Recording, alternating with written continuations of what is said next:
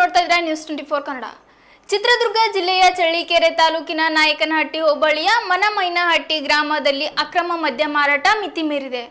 ಗ್ರಾಮದ ಹಲವು ಅಂಗಡಿ ಹಾಗೂ ಮನೆಗಳಲ್ಲೇ ರಾಜಾರೋಷವಾಗಿ ಕಳ್ಳಬಡ್ಡಿ ಮತ್ತು ಮದ್ಯ ಮಾರಾಟ ಮಾಡಲಾಗ್ತಿದೆ.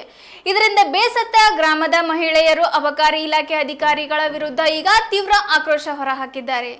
ಇಲಾಖೆಯ ನಿರ್ಲಕ್ಷ್ಯದಿಂದ ಇಡೀ ಗ್ರಾಮವೇ ಹಾಳಾಗ್ತಿದೆ ಎಂದು ಮಹಿಳೆಯರು ಕಣ್ಣೀರು ಹಾಕ್ತಿದ್ದಾರೆ.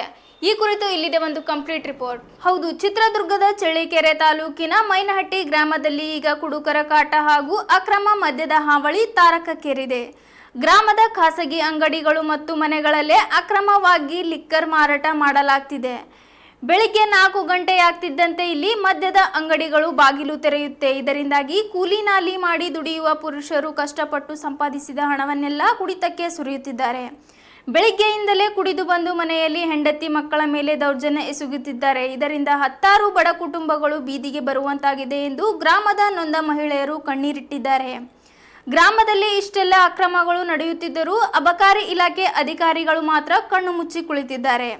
ಹಲವು ಬಾರಿ ಮನವಿ ಮಾಡಿದರೂ ಅಧಿಕಾರಿಗಳು ಯಾವುದೇ ಕ್ರಮ ಕೈಗೊಳ್ಳುವಲ್ಲಿ ಸಂಪೂರ್ಣ ವಿಫಲವಾಗಿದ್ದಾರೆ ಅಂತ ಮಹಿಳೆಯರು ದೂರಿದ್ದಾರೆ. ಇನ್ನು ಈ ಸಂದರ್ಭದಲ್ಲಿ ಗ್ರಾಮದ ಸವಿತಾ, ನಂದಿನಿ, ಆಶಾ, ಸುಮಾ, ರಂಜಿನಿ, ಲತಾಬಾಯಿ ಸೇರಿದಂತೆ 100 ಮಹಿಳೆಯರು ಉಪಸ್ಥಿತರಿದ್ದರು.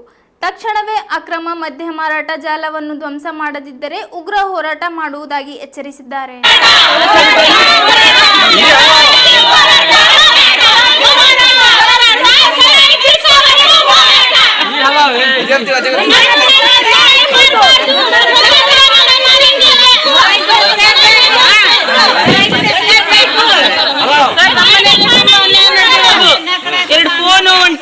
ಫ್ರಿಡ್ಜು, ವಾಷಿಂಗ್ ಮಿಷಿನ್ ಎಲ್ಲ ಹಾಳು ಮಾಡಿದ್ದಾರೆ ಸರ್. ಕುಡ್ದು ಒಂದು 10-15 ಅಂಗಡಿಗಳಿದಾವೆ.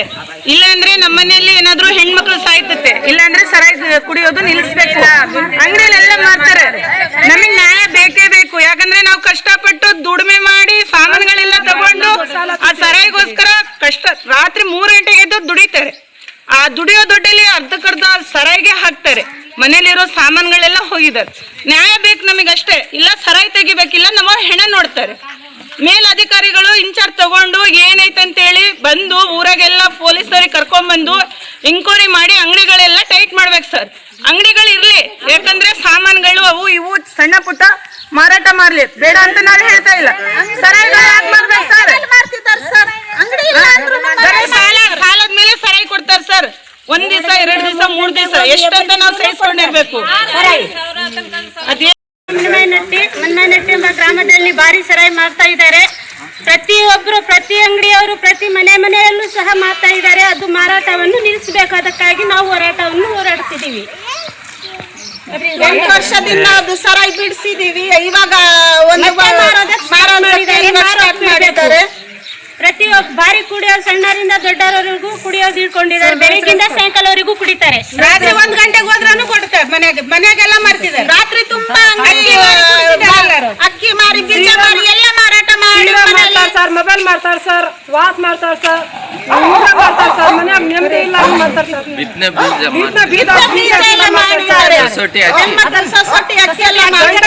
ನೆಮ್ಮದಿಯಾಗಿ ಇರಲ್ಲ ಸರ್. ಹಂಗ ತೊಂದರೆ ಆಗುತ್ತೆ ಸರ್. ನಮ್ಮ ಹೋರಾಟ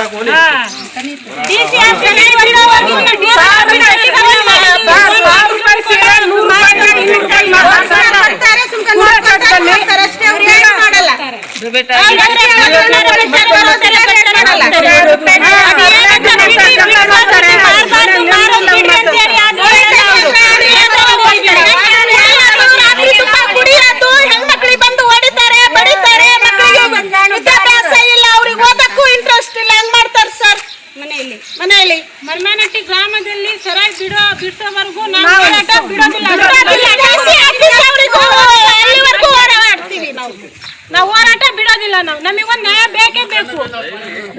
ಸರಾಯಿ ಬಿಡಿಸಲೇಬೇಕು. 2-3 ಸಲ ಬಿಡಿಸಿದ್ರು ಕೂಡ ಬಿಡ್ತಾ ಇಲ್ಲ. ಇದು ಒಂದ್ಸಲ ಬಿಡಿಸ್ಬೇಕಂತ ಹೇಳಿ ಎಲ್ಲರಲ್ಲಿ ಮನವಿ ಮಾಡ್ಕೊತಾ ಇದೀವಿ. ದೊಡ್ಡರಲ್ಲಿ ನಮ್ಮೂರಿಂದ 3 ಕಿಲೋಮೀಟರ್ ದೂರನೇ ಇರ್ಬೇಕು ಸರಾಯಿ ಏನಿದ್ರು. ಹೋಗಿ ಕುಡಿಲಿ ಬಿಡು. ನಮ್ಮೂರಲ್ಲಿ ಹುಡುಗಿನ ಕೊಡ್ತಾ ಇಲ್ಲ. ಬ್ರಾಂದಿ ಎಲ್ಲ ಕುಡ್ದು ಬರ್ತಿದ್ದಾರೆ ಹುಡುಗರಂತ. ಹುಡುಗಿನ ಕೊಡ್ತಾ ಇಲ್ಲ.